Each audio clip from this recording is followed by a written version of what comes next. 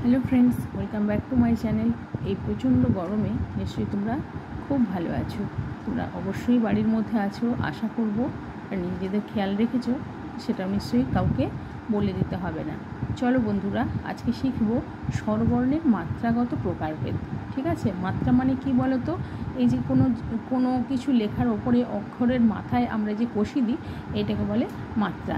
তো স্বরবর্ণ মোট কতগুলো? আগে ছিল 12টা, এখন লি বাদ চলে গেছে, এই জন্য হয়ে গেছে 11টা। কী কী স্বরবর্ণ? অ, আ, হ্রস্বই, দীর্ঘই, হ্রস্বই, দীর্ঘ, রি, লি তো বাদ, এ, ওই, ও। বোঝা গেল? তাহলে মোট হচ্ছে 11টা স্বরবর্ণ। এই 11টা স্বরবর্ণের মধ্যে কিছু কিছু আছে পূর্ণমাত্রা, মানে মাথায় একদম টানা কষি। কিছু কিছু আছে অর্ধমাত্রা, মানে অর্ধেকটা কষি। কিছু কিছু আছে একেবারেই কষিহীন, মাত্রাহীন অক্ষর বলে সেগুলোকে।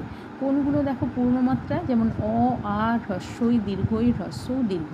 দেখো এইগুলোতে মাথা ভরে কষি, একেবারে শুরু থেকে শেষ পর্যন্ত কষি, মানে একটা কষি টেনে দিয়ে তার নিচেই এগুলো লিখতে হবে। বোঝা গেল? আর অর্ধমাত্রা কোনটা? অর্ধমাত্রা হচ্ছে রি। রিটা দেখো ঝয়ের মতো করে মাথায় বাঁকড়ি দিয়ে লিখে তার অর্ধেকটাতে কিন্তু শেষের দিকটাতে কষি দিতে হবে, এর জন্য এটাকে বলা হয় অর্ধমাত্রা। আর মাত্রাহীন মানে কষি কখনোই দেওয়া যাবে না, সেগুলো কি? এ, ওই, ও। দেখো এর মাথায় যদি তোমরা মাত্রা দিয়ে দাও তাহলে কি হয়ে যাবে? তয়রফলা। ঠিক আছে, এটা আগের ক্লাসে একদিন শিখিয়েছি যে এ আর তয়রফলার মধ্যে তফাৎ কী। এ আর তয়রফলার মধ্যে তফাৎ কিন্তু ওই মাত্রাটুকু। এ যদি মাথায় মাত্রা দিয়ে দাও তাহলেই হয়ে যায় তয়রফলা, বা তয়রফলা লিখতে গিয়ে যদি তুমি মাথায় কষি না দাও তাহলে কিন্তু হয়ে যায় এ। ঠিক আছে, বোঝা গেল? আচ্ছা, এরকম ব্যঞ্জনবর্ণ আমাদের যে আছে, ঠিক আছে, ব্যঞ্জনবর্ণ কীভাবে তৈরি হয়েছে? এই স্বরবর্ণগুলোর সাহায্যেই ব্যঞ্জনবর্ণ তৈরি হয়েছে, আমরা সবাই জানি।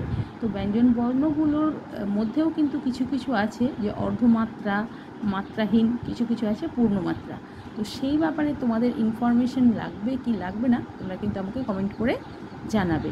আর প্রচণ্ড গরমে তোমরা চেষ্টা করবে বাড়ির ভেতরে থাকার, লেখাপড়া করো, যা ইচ্ছে করো সেটা কিন্তু বাড়ির মধ্যে থেকেই করতে হবে, অথবা প্রচণ্ড রোদ উঠবার আগে, তার মানে সকাল 9টার মধ্যে, আর রোদ চলে গেলে মানে 3টে, 3:30, 4টের পর থেকে নিজেদের দরকারি কাজগুলো, সাধারণত যে সমস্ত কাজ বাইরে করতে হয় সেগুলো সেরে নেওয়াই ভালো।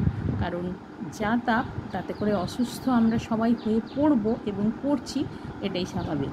ঠিক আছে, তো লেখাপড়াই করো, নিজেদের কাজ করো, যা কিছু করো। এখন কম বেশি সবার হাতে মোবাইলের সাহায্যেই চলছে। তো মোবাইল একটা এমন দরকারি জিনিস এখনকার সময়ে হয়ে উঠেছে, যাতে কিন্তু শুধুমাত্র এন্টারটেনমেন্ট নয়। ঠিক আছে, তুমি চাইলে টিভির মতো লেখাপড়াও করতে পারো, ছবি দেখতেও পারো, গান বাজনা শুনতেও পারো, সেলাই করতে পারো, ড্রয়িং করতে পারো, এভরিথিং এলস, সব কিছু এই মোবাইলের সাহায্যে করা যায়। ঠিক আছে, তো এত সুবিধাজনক জিনিস যখন তোমাদের হাতে আছে, তখন বাড়ি বসে নিজেদেরকে লেখাপড়ার মধ্যেও রাখতে পারো, আনন্দেও রাখা যায়, আর সুস্থ তো রাখা যায়।